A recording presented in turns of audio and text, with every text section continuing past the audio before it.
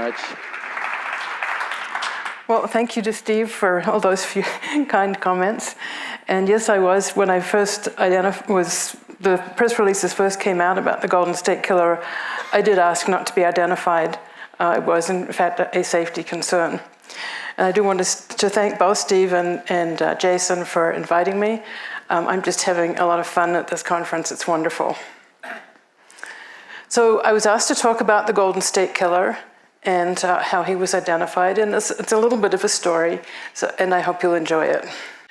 So where all this really started is back April 25th in 1953, when James Watson and Francis Crick published their seminal paper on the structure of DNA. And on that day, the world changed forever for the biological sciences. This was a huge, huge breakthrough. 65 years later, on April 25th, 2018, it was announced that Joseph James DeAngelo had been arrested the day before on suspicion that he is the Golden State Killer.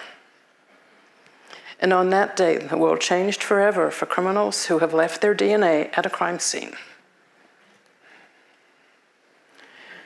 This is really the story of how identification of an abandoned 5-year-old girl and 2 serial killers has opened up the field of genetic genealogy for new applications, identifying suspects in violent crimes and identifying unidentified victims of violent crime. This new technique has been dubbed investigative genetic genealogy.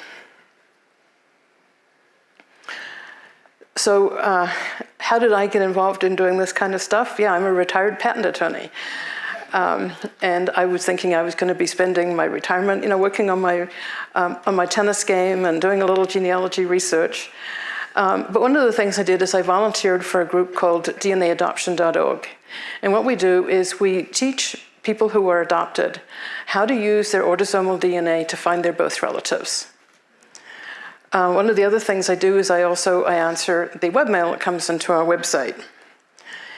And back on March 3, 2015, there was a webmail came in from a Deputy Peter Headley from the San Bernardino Sheriff's Department Crimes Against Children Detail.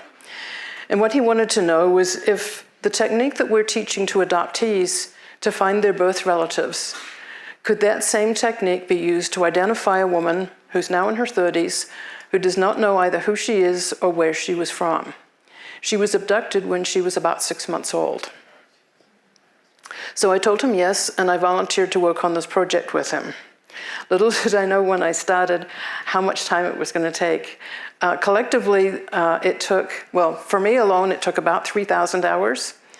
And collectively with volunteers who helped work on this project, we figured it took us about 20,000 hours total. This is back before the databases were as large as they are now. Back when we were working on this, for example, Ancestry only had 1 million people who had tested with them. They're now up to 16 million. Much easier to do things now than it was 4 years ago. It turns out that about the same time that I was starting work on identifying who Lisa Jensen is, that Stephen Kramer and Paul Holes from the Contra Costa County DA's office were discussing the possibility of using things like autosomal DNA in one of Paul's cold cases. And that cold case was the Golden State Killer. Paul had been working on that for about 25 years.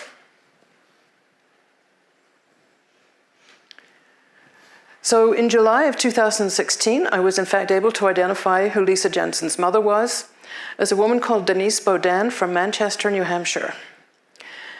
And it turned out that Denise and Lisa's real name was actually Dawn, had been missing since 1981, but they'd never been reported missing. And I'll talk about why they hadn't been reported missing in a moment.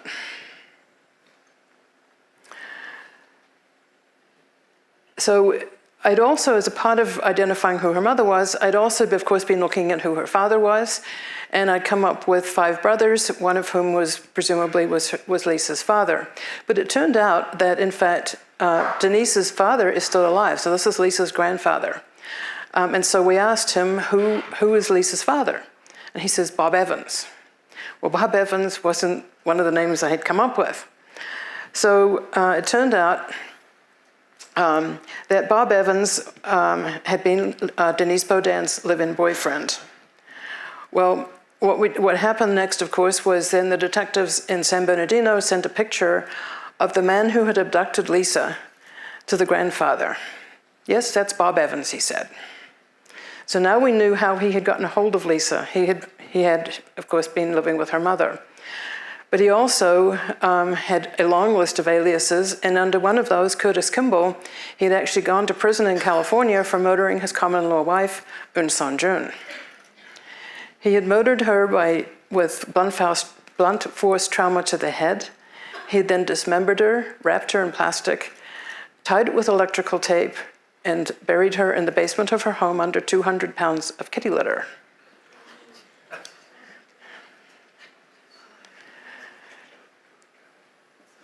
This MO resembled the MO of how 4 other people were killed.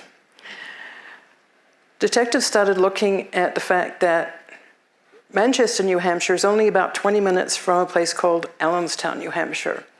And there had been 4 bodies had been discovered in 2 different sites. One barrel was discovered in 1985. Let me see if I can make this work. So in this barrel here, were found the dismembered body of this woman here and this little girl here, wrapped in plastic, tied with electrical tape, both killed with blunt force trauma. In 2000, the second barrel was found. In that were these other 2 little girls, wrapped in plastic and tied with electrical tape. In January of 2017, the New Hampshire State Police announced that, in fact, the man going by the name Bob Evans was the murderer of the Allenstown 4. So this is not your usual ending to doing an unknown parentage case. We've now allowed the New Hampshire State Police to solve a cold case that has, these people were believed to have been killed around 1980.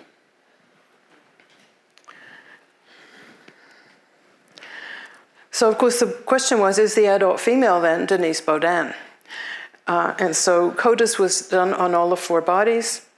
And no, the adult female was not Denise Boudin, but this little girl here is the killer's daughter. So potentially we have then another victim, the mother of this little girl.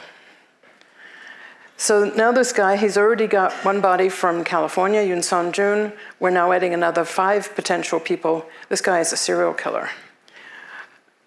One of the amazing things is that he did not kill Lisa Jensen. So because this was somewhat of an unusual story in how to solve a case, this was written up in Forensic Magazine by one of the crime writers, Seth Augenstein. And that came out in February of 2017. And in March of 2017, Paul Holes from Contra Costa County saw that article and he gave me a call. He said, "You were able to identify Lisa Jensen with almost no information. Do you think you could help me with one of my cold cases?" So I said, sure. So unfortunately, I had some health issues and I was not immediately able to start working on that case. In August of that year, I was able to identify who Bob Evans was. He was really Terry Pater Rasmussen from Colorado. And he actually died in prison in California in 2010. So then back to the Golden State Killer. In October of 2017, we actually started working on Paul Hole's cold case. And at that point, he then told me that was the case of the Golden State Killer. For whatever reason, I don't think I was living in California at the time that the Golden State Killer was active. And so I actually did not know very much about it. The police did not, and the FBI did not want to share stuff with me because after all, I am a civilian. It helps a little bit that I'm an attorney, and so I probably get a little more information than most people would, but even so, I don't get any information from them, or at least not very much. Because of course they want to keep stuff back in case they get, people calling in, claiming that they are the Golden State Killer. They want to be able to vet them in some way. So I had to do a profile on this man just from what I could find in the newspaper. And of course, there was a lot of ink on him. So I was able to come up with a fair amount of information. It turns out he'd actually been known by 3 different monikers. And it wasn't until DNA was used on looking at some of these crime scenes that it was realized that these 3 different people, the Visalia ransacker, the East Area rapist, and the original Night Stalker, were really all one person. And then he was given the moniker the Golden State Killer. So the Visalia ransacker was, he was responsible for over 100 burglaries in the Visalia area. And what he would do is he would go in, he particularly liked to ransack women's underwear drawers, and he would throw the underwear all over the place. He would take mementos. He particularly liked to take one earring. How irritating is that?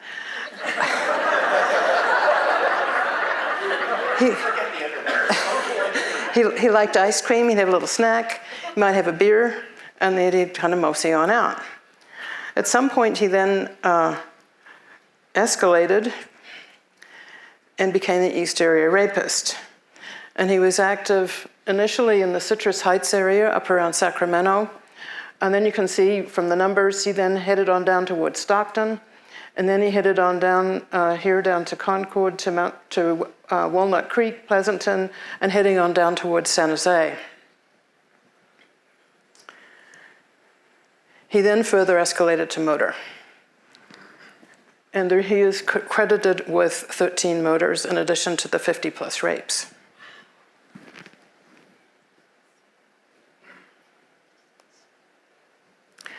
So one of the things that's important when you're doing this kind of work is to have an idea of who it is you're looking for. So obviously there was a fair amount of information we could glean from some of the information from where he was active and so on. So we know that the attacks, at least the ones we were aware of, had started in around 1976. So we could guess that he was born probably no later than 1956. He presumably lived in Northern California, or maybe he just lived in California.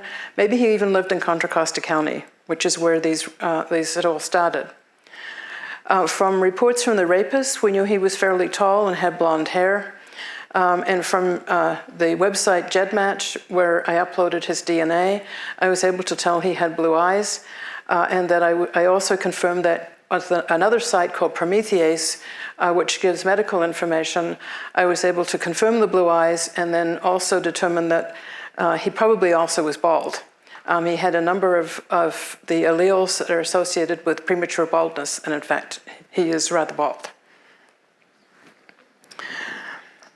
There's a company called Parabon that has been doing a lot of cases in this area, and they had actually done a profile on him a number of years ago. And as part of that, they had come up with an ethnic background for him, which actually turned out to be incorrect. But what I do is I use the ethnic background to try and look at who might his grandparents be, who might the great-grandparents be. And you can see I've listed there what it looked like the ancestry was. In fact, it turned out from other information that I was able to get that the Southern European was low, and I don't know how to turn my phone off, so it is ringing.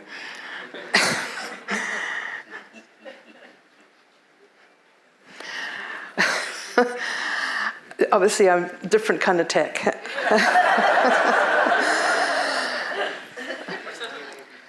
So in any event, we discovered when we were doing the initial matching that, in fact, the Southern Mediterranean component was way underrepresented here. He actually was more like 40%, and in fact, he's half Italian. So just to quickly go through what is the process that I'm doing then when I'm trying to identify somebody. And you don't have to understand everything that's up here. This is just to sort of give you an idea of the flow of the process. It's actually kind of complicated, and it can be very time-consuming. So you start out by extracting DNA from some kind of a sample from whoever your suspect is or your unknown victim is. In this particular case, we were using a semen sample from one of the rape victims. And so the autosomal DNA is extracted. And how many of you have done DNA testing? Oh, a fair few. Okay, so you guys have spit in a tube or you've done a little cheek swab. Well, forensic samples are a little different because obviously you're not having anybody spitting any tubes or doing any cheek swabs. But you can do the same kind of analysis on them. And so we work with different companies who are able to do the same kind of SNP array that is used by Ancestry and 23andMe and all the other companies. So what is a SNP? So a SNP is an alteration in one nucleotide in the DNA sequence. So here we've gotten an A has changed over here to a G, and then of course the corresponding base pair has changed as well. So they're looking at 700,000 to 800,000 SNPs. So you're getting a profile then for whoever is testing. So we have a profile from the Golden State Killer based on those 700,000 to 800,000 SNPs. We then upload that to a third-party website called GEDmatch. And what is uploaded is just the text file with the information about those SNPs. And this is what the raw data looks like. Whoops.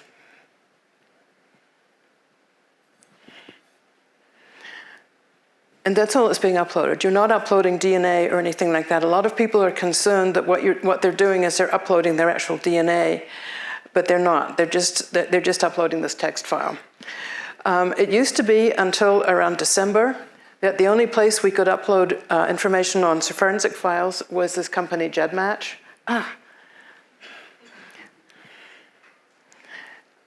Family Tree DNA is now also allowing us to upload forensic samples, and they've also now, through their parent company, Gene by Gene, are also allowing us to actually do testing on forensic samples, which is really huge because Gene by Gene also does Y-DNA testing.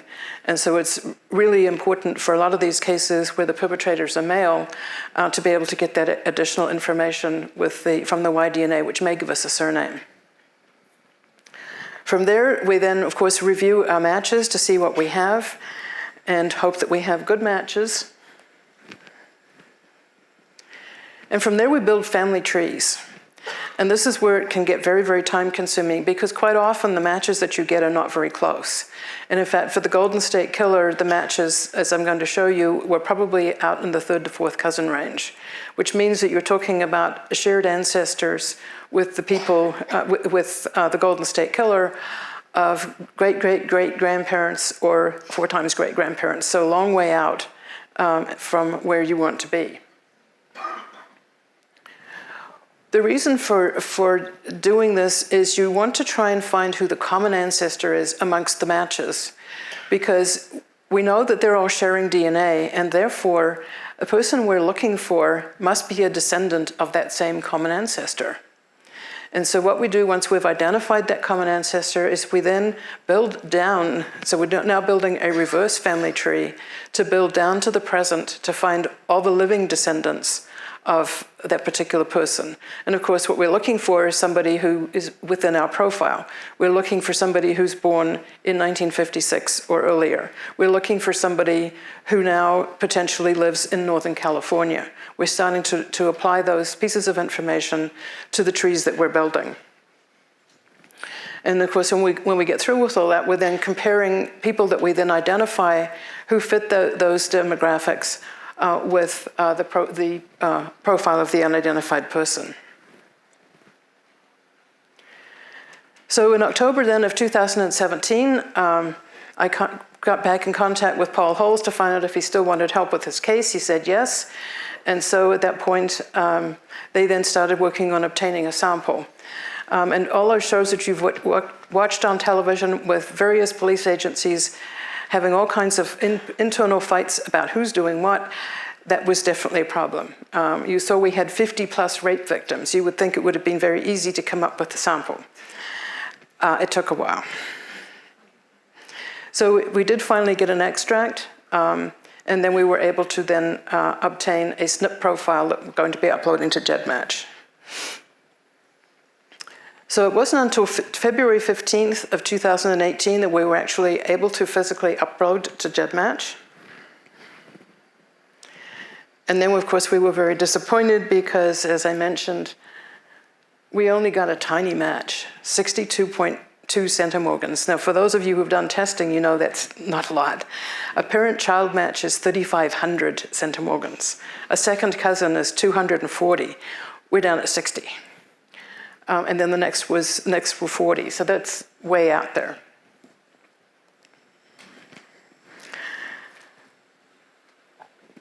The other thing that we ran into when we're trying to build the trees is it turns out that the Italian side of this family, and we didn't know at that point which side of the family it was, were recent immigrants. And so we would get maybe a couple of generations back in the tree and it would head back to Italy. None of us read Italian, none of us knew how to do Italian research. The Italian records, a lot of them have been scanned, but they haven't been digitized. And so we were trying to look at records in a foreign language, and we're having to do it manually because they hadn't yet been digitized. So that was not going to happen. So we ended up just giving up on that part of it. So basically we were working with half a tree. We were, however, able to come up with a most recent common ancestor for the part of his ancestry that was corresponding to the UK ancestry. And so at that point, we had discovered that there were just a few members of that particular family who had, in fact, migrated to California. And so we, at that point, then had a list of 9 candidates, which is pretty good, given how far out we were. But we also were not real confident because we had been studying so far out. So we did what we called target testing. And so we approached 2 people that we thought were probably close relatives, but we really wanted more data to find out if we were even in the right ballpark. We were very lucky. One of the women who agreed to test, she turned out to be a second cousin. So that was huge. And there was a second component, was she was an X chromosome match with our sample. Now, men only have 1 X chromosome that they inherit from their mother. So we knew then that she was related to him through his maternal line. We were then able to eliminate 3 more people from our list who could not possibly be related through the maternal line. So we took a look at our 6 candidates, and we looked at one of the other pieces of information we had in our profile, which was blue eyes. So did any of these 6 candidates have blue eyes? So we pulled the California driver's license records. Wow. Only one person had blue eyes, Joseph D'Angelo. And in fact, he has a brother, and so we had the 2 brothers were both candidates, but his brother has green eyes. So this is what the family tree then eventually looked like. Obviously, as I said, the UK part of the tree is here. We've only got half a tree, but we had been able to identify common ancestors, build down and find all of the descendants. And of course, here's Joseph D'Angelo, born 1945. And then this is his paternal line, which we hadn't been able to take anywhere. So on April 17th, then we had internally, based on the blue eyes, we had identified Dick D'Angelo as being a potential candidate. And so I sent an email to Steve Kramer with the FBI and Paul Holes. So I get a phone call the next morning from Steve Kramer saying, "How sure are you?" And I said, "Well, as long as we've got all the descendants of the common ancestor, I'm really sure." Well, then, of course, everything goes dark for me because they're not going to share anything with me at this point. So I don't hear anything else until they're doing the day of that they're actually doing the press release. But they've been very busy. So they started running surveillance on D'Angelo. And I'm sure many of you have seen the pictures of him coming into court in the wheelchair and looking totally pathetic. When they were surveilling him, he was riding his motorcycle on the freeway at 100 miles an hour. Nothing wrong with him. So in any event, they did collect some what they call surreptitious DNA. They followed him to a shopping mall and swabbed the door of his car. And then they also got a straw out of his trash. Both of those they got the DNA from, and they compared that with the DNA that they had on file from the Golden State Killer, and it was a match.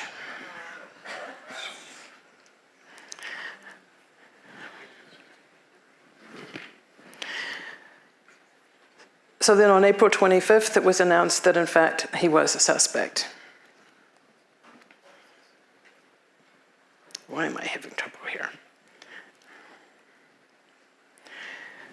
So basically identifying a suspect for who murdered 13 people, and identifying the murderer of at least 7 people, and identifying who Lisa Jensen is and where she is from, gave us investigative genetic genealogy. And these are the members of the Golden State Killer team. We're apparently now being called the FBI Investigative Genealogy Team, even though only 2 people on the list are from the FBI. Some of the cases that I mentioned earlier were from our team. And I didn't know that we weren't supposed to ask for questions. So if any of you see me around and have questions, feel free. Thank you, Barbara.